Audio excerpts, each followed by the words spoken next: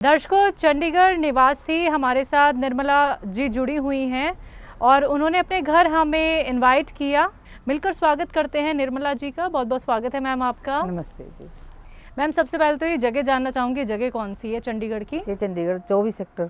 24 sector, ठीक है। हकीम साहब से मैम आप कैसे जुड़ी और आपको क्या परेशानी थी? सुलेमान जी से मैं 5 साल हो गए, 5 साल से जुड़ी हूँ। उससे पहले मेरी तबीयत बहुत ही ख़राब रहती थी। मेरे ना सिर में दर्द बहुत होता था और मेरे पेट में बहुत दर्द होता था, क्योंकि मेरे सर में है ना जो चोट लगी हुई है, उससे मैं बहुत ही प्रॉब्लम में थी।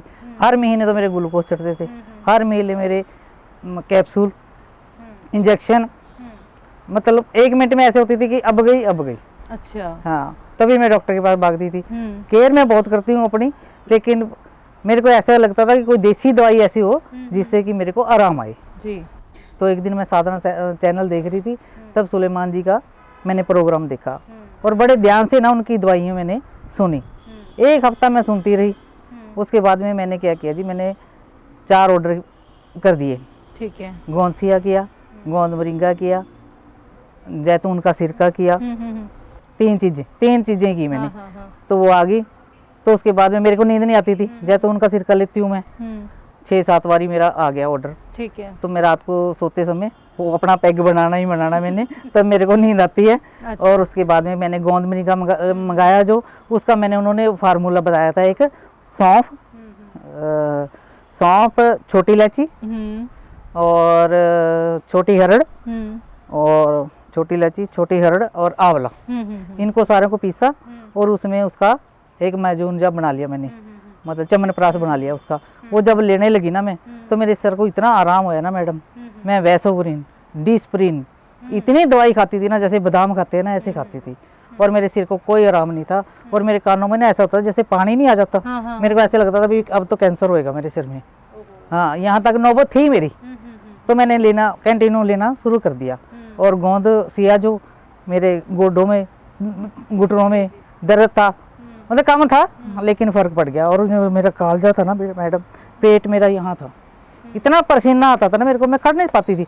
किचन में अगर गई ना मैं चाय बनाने भी, तो मैं नहीं कर पाती थी, पसीने ऐसे आते थे। बस अब गई, अटैक हुआ, अब अटैक हुआ।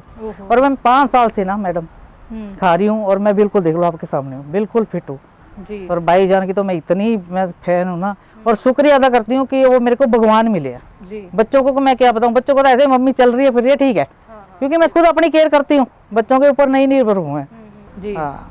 तो मैम, जो लोग आपको सुन रहे हैं, इस इंटरव्यू के ज़रिए सिर्फ एक ही हम लोगों का उद्देश्य है, हकीम साहब की मुहिम है कि आपके ज़रिए और लोग ये समझ पाएं कि यूनानी ट्रीटमेंट बहुत बेहतर, कारगर है और नुस्खे भी बहुत बेहतर हैं। तो क्या कहेंगी आप उन्हें?